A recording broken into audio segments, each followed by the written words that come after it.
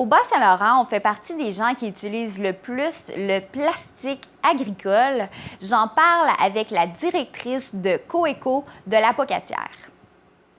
Madame Morneau, Coeco est une organisation basée à la Pocatière qui offre quoi? Bien, elle offre vraiment le service en gestion des matières résiduelles. Alors, quand on parle de gestion des matières résiduelles, ça touche, pour une belle image, là, les trois bacs. Alors, on parle de déchets, on parle de recyclage et on parle de matières organiques. Ça touche aussi la planification des gestions des matières résiduelles, ce qui veut dire qu'on travaille beaucoup avec les MRC et les municipalités pour qu'on, quand on dit planification, alors on planifie pour eux des mesures à chaque année. C'est des mesures d'une durée de 5 ans, des mesures pour qu'ils puissent atteindre leur objectif, afin d'avoir les compensations gouvernementales. Alors, c'est vraiment le rôle que nous faisons depuis plus de 25 ans. On a fêté notre 25e anniversaire Coeco l'an passé. Alors, on est Coeco, ça veut dire quoi? Collectivité écologique du Bas-Saint-Laurent. Et l'abréviation, bien sûr, c'est Coeco. Alors, ça fait 25 ans que c'est en fonction. 25 ans. Puis comment c'est arrivé en fonction? C'est que c'est le maire de Sainte-Anne de Ville de la Pocatière qui, à un moment donné, trouvait que cette gestion des matières résiduelles-là était peu respectée par les citoyens. Alors, c'est lui qui a décidé de mettre en force le recyclage dans la ville de la Pocatière. Et tranquillement, toutes les autres municipalités ont suivi vers l'est du Québec, et même l'ouest du Québec, parce qu'on faisait aussi la côte du Sud dans le temps. Alors, Coeco a commencé avec le recyclage. Coeco a commencé aussi avec la formation d'un écocentre.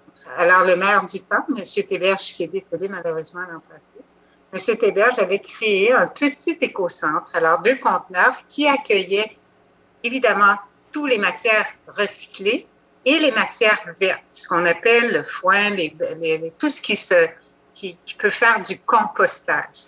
Alors, tranquillement, Coeco a pris de l'ampleur. Il a engagé des professionnels en compostage, en éducation relative en environnement, et on a développé, bien sûr, un service conseil en gestion des matières. Okay.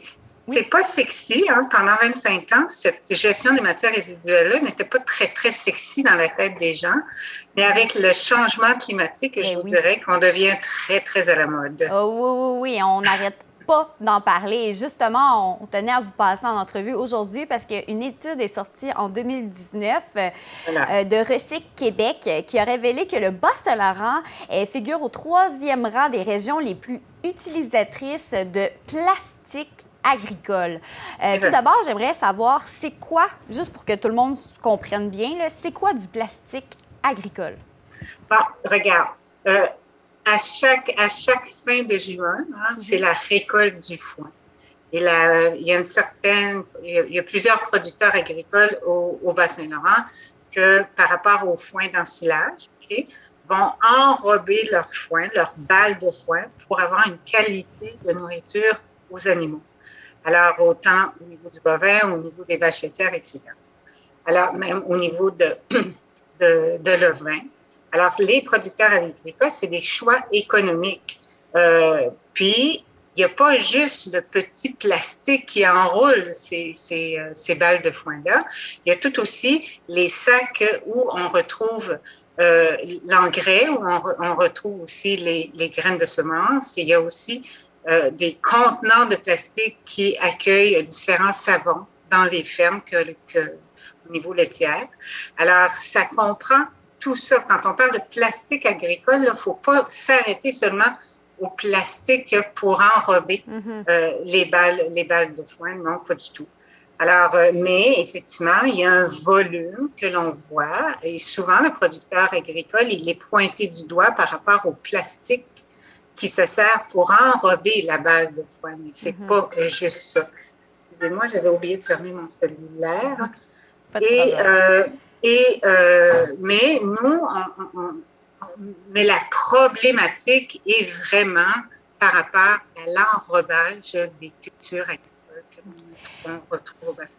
Notre région consomme 1265 tonnes par année de ce plastique.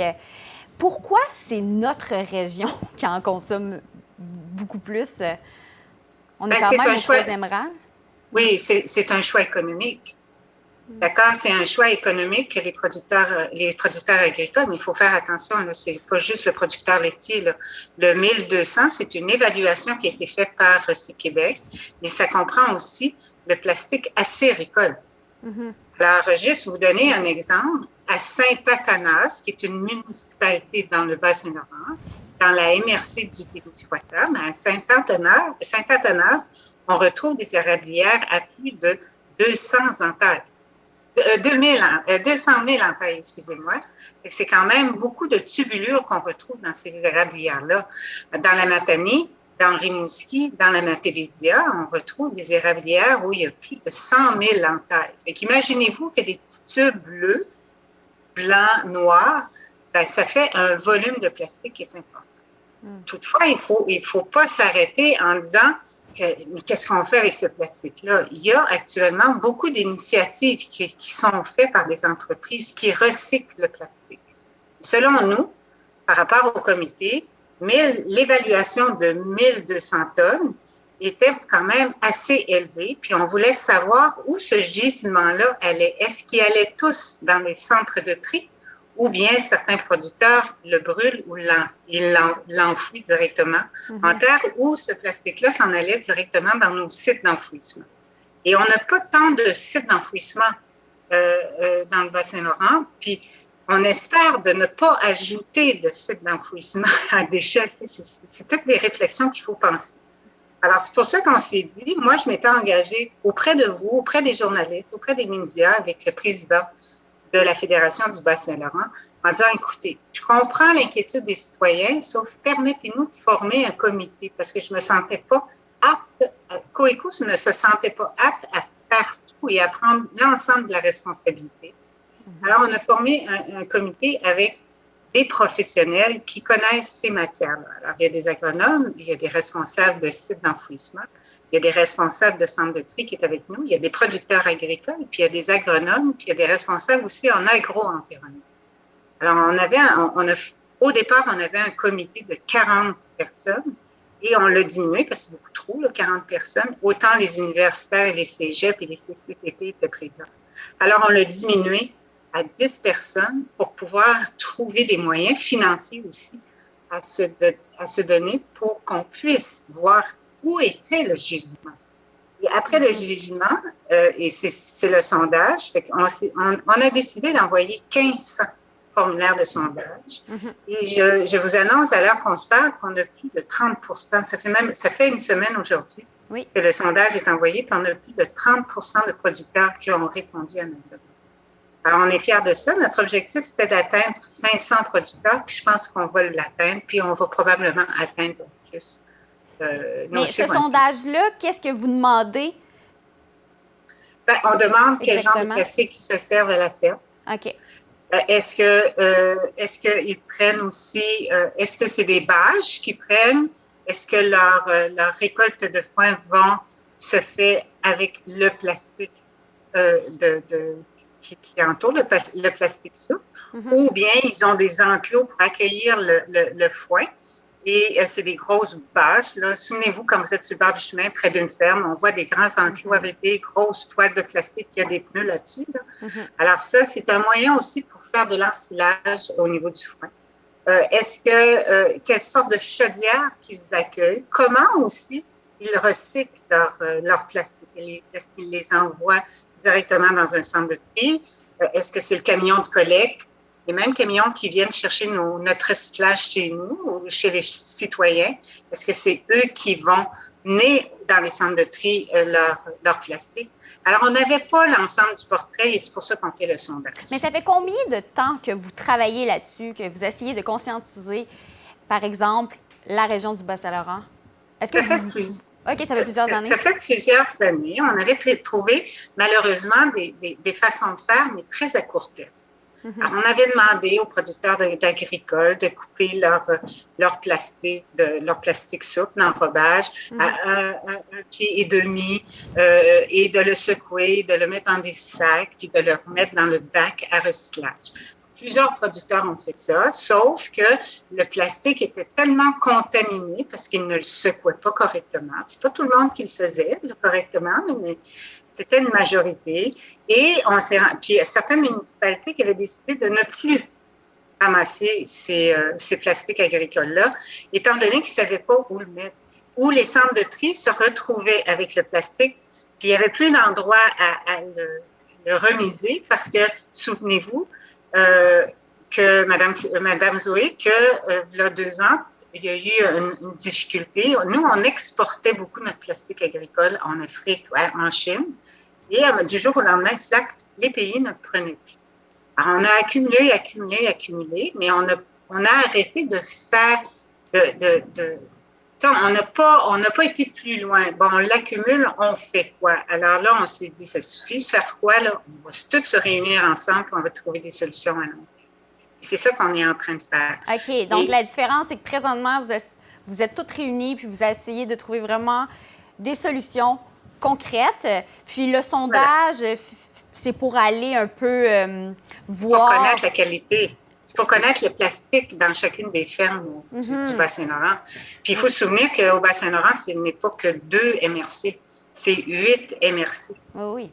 Alors, puis la culture n'est pas toute pareille. D'une MRC à l'autre. Vous allez pouvoir voir aussi selon quelle région, là, dans le Bas-Saint-Laurent, il y en a encore plus de besoins. Et voilà, oui, autant. Puis on va connaître aussi, est-ce que c'est la MRC de Kamouraska ou la MRC de Métis-Matapédia qui enrobe plus leur balle de poing? Oui. Ça, écoutez, on le savait un peu, mais on ne savait pas à quel pourcentage. Mais vous voulez vous asseoir aussi avec les élus? Oui, tout à fait. C'est ça, c'est la deuxième partie de nos objectifs. C'est de dire, bon, par rapport, voici le gisement des plastiques agricoles dans tout le Bas-Saint-Laurent. Et maintenant, il va falloir aller travailler avec les MRC et les municipalités en leur disant, est-ce qu'on va faire une collecte identique dans chacune des MRC? Est-ce que c'est réaliste de faire ça? Et encore là, c'est pas Coeco qui a la solution. C'est des organisations qui ont déjà fait ça. Puis d'ailleurs, en passant, puis je vous informe, Agri-Récup, qui est une organisation internationale, qui est pan-canadienne, est en arrière de nous. Ils vont entrer en jeu suite au sondage pour nous accompagner en disant de quelle façon qu'on va le ramasser. Est-ce qu'on va ramasser ce plastique agricole-là dans des poches ou bien les producteurs vont compresser avec une presse très pratique pour eux, que chacun des producteurs vont avoir, ou bien on va la partager dans le principe du CUBA au niveau de l'agriculture. C'est tout ça qu'on est en train de faire. OK. Nous, qu'est-ce qu'on peut faire en tant que citoyen ou citoyenne? Bien, je pense qu'il faut être très sensible. Il faut se sensibiliser à la difficulté qu'on a au niveau du plastique souple.